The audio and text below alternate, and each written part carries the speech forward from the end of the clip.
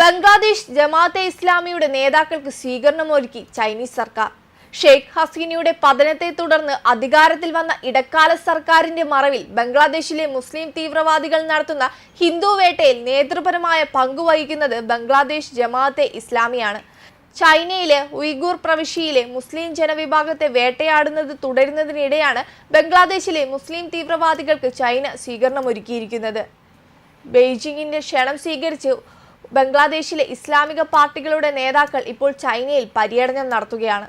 ജമാഅത്തെ ഇസ്ലാമിയുടെ കേന്ദ്ര നേതാവ് നയീബ് ഇ അമീർ, മുൻ പാർലമെന്റ് അംഗം സായിദ് അബ്ദുള്ള മുഹമ്മദ് താഹർ എന്നിവരുടെ നേതൃത്വത്തിലാണ് 14 അംഗ സംഘം ചൈനയിൽ പ്രവർത്തിക്കുന്നത്. 1941 ബ്രിട്ടീഷ് ഭരണകാലത്താണ് ജമാഅത്തെ ഇസ്ലാമി സ്ഥാപിതമാകുന്നത്. 1971 പാകിസ്ഥാനിൽ നിന്നും സ്വാതന്ത്ര്യം ആവശ്യപ്പെട്ട് ബംഗ്ലാദേശിൽ സമരങ്ങൾ നടക്കുമ്പോൾ ജമാഅത്തെ ഇസ്ലാമി പാകിസ്ഥാൻ സേനയ്ക്ക് സഹായങ്ങൾ നൽകിയിരുന്നു. ഇന്ത്യയുടെ സഹായത്തോടെ യുദ്ധത്തിൽ ബംഗ്ലാദേശിന്റെ മോചനം സാധ്യമായതിനെ തുടർന്ന് ചില ജമാഅത്തെ ഇസ്ലാമി നേതാക്കൾ പാകിസ്ഥാനിലേക്ക് പലായനം ചെയ്തു. 2013 ഷഹ്ബാഗ് പ്രതിഷേധത്തെ തുടർന്ന് ജമാഅത്തെ ഇസ്ലാമി നേതാക്കളായിരുന്ന ഡൽവാർ ഹുസൈൻ സായിദി, മുഹമ്മദ് കമറുസമാൻ, ഗുലാം അസം, അലി അഹ്സൻ മുഹമ്മദ് മൊജാഹിദ് എന്നിവരെ യുദ്ധക്കുറ്റങ്ങൾ ചുമത്തി വധശിക്ഷയ്ക്ക് വിധിച്ചിരുന്നു. 1971 സ്വാതന്ത്ര്യലബ്ധിക്ക് ശേഷം ബംഗ്ലാദേശിന്റെ സ്ഥാപകനും ഹസീനയുടെ പിതാവുമായ ഷെയ്ഖ് മുജീബുർ റഹ്മാൻ ജമാഅത്തെ ഇസ്ലാമിയെ നിരോധിച്ചിരുന്നുവെങ്കിലും 1976 പട്ടാള അട്ടിമറിക്ക് ശേഷം നിരോധനം നീക്കി. 1959 1964 പാകിസ്ഥാനിൽ വർഗീയ കലാപം നടത്തിയതിന്റെ പേരിൽ ജമാഅത്തെ ഇസ്ലാമി നിരോധിക്കപ്പെട്ടിരുന്നു. 2013 ബംഗ്ലാദേശ് സുപ്രീം കോടതി സംഘടനയെ നിയമവിരുദ്ധമായി പ്രഖ്യാപിച്ചതോടെ തെരഞ്ഞെടുപ്പിൽ മത്സരിക്കാൻ യോഗ്യരല്ലാതായി. അതേസമയം ബംഗ്ലാദേശിലെ ഹിന്ദുക്കൾക്കെതിരെ അതിക്രമം ശക്തമായിക്കൊണ്ടിരിക്കുകയാണ്. ബംഗ്ലാദേശ് സർക്കാരിനെതിരെ ആഞ്ഞടിച്ച് മുൻ പ്രധാനമന്ത്രി ഷെയ്ഖ് ഹസീന കഴിഞ്ഞ ദിവസം രംഗത്തെത്തിയിരുന്നു.